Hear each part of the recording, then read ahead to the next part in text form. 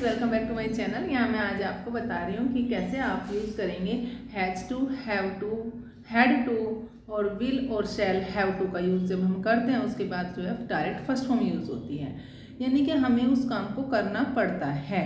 Has to, have to के साथ में हमें ये लगाना है करना पड़ता है, और हैड टू के साथ ही हम यूज़ करते हैं करना पड़ता था। Will have to, shall have to के साथ हम यूज़ करते हैं बच्चे कि करना पड़ेगा। तो कैसे करते हैं हम यूज़, चलिए आप देखिए वीडियो को। तो यहाँ पर है हमारा प्रेजेंट का, और प्रेजेंट में हम यूज़ करते हैं, ये है प्रेजेंट में जो यूज़ होगा यहाँ पर प्लूरल में यूज़ कर रहे हैं हम हैव टू का यूज़ करते हैं। ओके, यहाँ पर हम यूज़ करते हैं हैज़ टू, यानी कि हमें करना पड़ता है। क्या लिखेंगे हम यहाँ पर, कोई भी काम हमें यहाँ पर करना पड़ता है, पड़ता है। प्रेजेंट में हम यूज़ करते हैं इसको करना पड़ता है। और अगर हम बात करते हैं पास्ट की बच्चे, तो पास्ट यहाँ पर होता है, पास्ट में हम दोनों ही एक साथ यूज़ करते हैं, सिंगुलर और प्लूरल उसके साथ यूज़ करते हैं। हैड टू, और हैड टू का यूज़ होता है करना पड़ता था।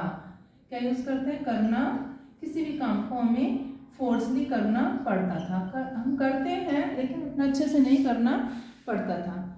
अब बात आती है यहाँ पर फ्यूचर की, तो फ्यूचर में हम कैसे यूज़ करेंगे, वो है हमारा यहाँ पर फ्यूचर का शैल और will have to. Shall have to और विल हैव टू, यानी कि करना पड़ेगा, खुशी से नहीं, बस हमें करना पड़ेगा। तो इस तरीके से जो है कोई भी काम हमें फोर्सली करना पड़ता है, वहाँ पर हम बोलते हैं करना पड़ेगा। कैसे करना पड़ेगा देखिए, अब यहाँ पर हमें सेंटेंस से मैं आपको बताऊंगी कि करना पड़ेगा।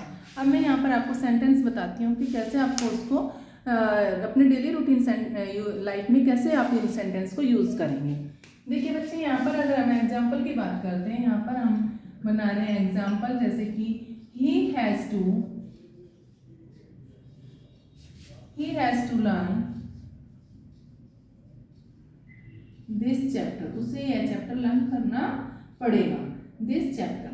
ठीक है, अब बच्चे जो है बड़ा बेचारे परेशान रहते हैं पढ़ाई से, तो वो कह रहा है कि यार मेरे दोस्त को तो चैप्टर लर्न करना पड़ेगा। I have learn but he has not learn that chapter, that's why he has to learn this chapter. और keep it in your mind, first of all मैं आपको ये भी बताना चाहती हूँ यहाँ पर कि ये जो हैज़ टू है, यहाँ पे जो टू लगाया हमने यहाँ पर, इसके बाद डायरेक्ट फर्स्ट फॉर्म यूज़ करनी है। Keep it in your mind, ठीक है। तो सबसे पहले आप यहाँ पर जो है ये भी ध्यान रखेंगे कि हमें यहाँ पर फर्स्ट फॉर्म यूज करनी है। जैसे कि अगर हमने आई हैव, नेक्स्ट सेंटेंस हम यहाँ पर बना रहे हैं as example, I have to teach the students, मुझे बच्चे पढ़ाने यानी कि मुझे बच्चे पढ़ाने पड़ते हैं। I have to teach the students, मुझे बच्चों को पढ़ाना पड़ता है। तो यहाँ पर टू है, टू के डायरेक्ट बाद हमने यहाँ पर फर्स्ट फॉर्म यूज किया है, आपको ध्यान में रखना है। मेन मैं यही बताना चाहती हूँ कि डेली लाइफ में हम जब अपने ये रूटीन में अपने जो सेंटेंस यूज करते हैं, और कई बार तो बोलते ही हैं कि यार मुझे तो करना पड़ता है, मुझे जाना पड़ता है, मुझे करना पड़ता था पहले, अब तो कुछ भी नहीं है यार, पहले बहुत करना पड़ता था। तो इस तरीके जो सेंटेंस होते हैं वो आप अपने डेली लाइफ में यूज करते हैं, तो बहुत ईजी है, आप कर सकते हैं इन सेंटेंस को डेली रूटीन में as a speaking use. They had to play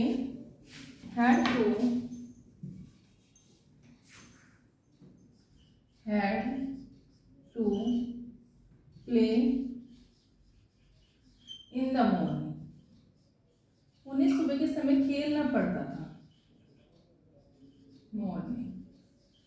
उन्हें सुबह के समय खेलना पड़ता था। सपोज किसी का कोई कोचिंग लेता है, तो कहीं जाते हैं कोचिंग के लिए, खेलने के लिए, स्पोर्ट्स के लिए, तो उन्हें सुबह के समय खेलना पड़ता था। Had to play in the morning, यानी कि हैड जो है यहाँ पर, हैड के बाद हमारा टू के डायरेक्ट बाद हमने लगाया first form, keep it in your mind.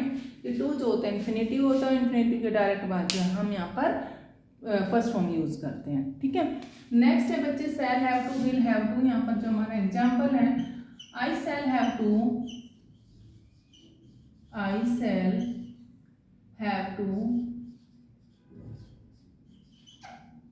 do all household work,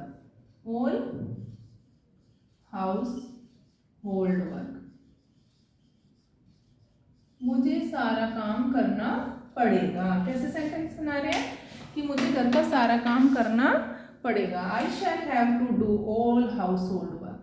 तो यहाँ पर जो बच्चे ये टू है, टू के हमने डायरेक्ट बाद लगाया फर्स्ट फॉर्म, तो ये भी आपको ध्यान में रखना है, ठीक है। तो I shall have to do all household work. Next है हमारा विल हैव टू से रिलेटेड। मैं आपको यहाँ पर सेंटेंस बता देती हूँ कि विल हैव टू से रिलेटेड भी हम यहाँ पर सेंटेंस बनाते हैं। जैसे कि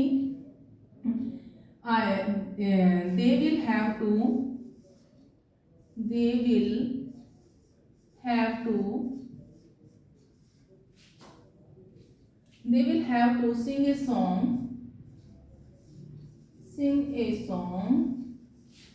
on the stage या फिर in the school, on the stage in the school। उन्हें स्कूल में यानी कि उन्हें गाना पड़ेगा, उन्हें गाना स्टेज पर पड़ेगा। इस तरीके से जो सेंटेंस है बच्चे डेली लाइफ में हम यूज़ करते हैं, उन्हें जिस तरीके से ये वाला सेंटेंस है, they will have to sing a song on the stage, उन्हें स्टेज पर गाना पड़ेगा। तो ये है बच्चे हमारा करना पड़ता है, इसका यूज़ हमारा करना पड़ता है इन प्रेजेंट में, यानी कि अभी है। पास्ट का मतलब होता है था जो अभी नहीं होता है, पास्ट में था, और फ्यूचर में यानी कि करना पड़ेगा। वो कोई भी काम होता है, हमारी डेली लाइफ में ये सेंटेंस बहुत यूज़ होते हैं और आप इनको ज़रूर पढ़ेंगे और अपने डेली लाइफ में ज़रूर आप बोलिए इन सेंटेंस को। आपको रियली ये बहुत हेल्प करेंगे एज ए स्पीकिंग। कई बार नहीं होता पता बच्चों को, या फिर एज ए स्पीकिंग हम जब बात करते हैं तो नहीं हमें इस तरह के सेंटेंस का पता हो कि हम क्या यूज़ करते हैं।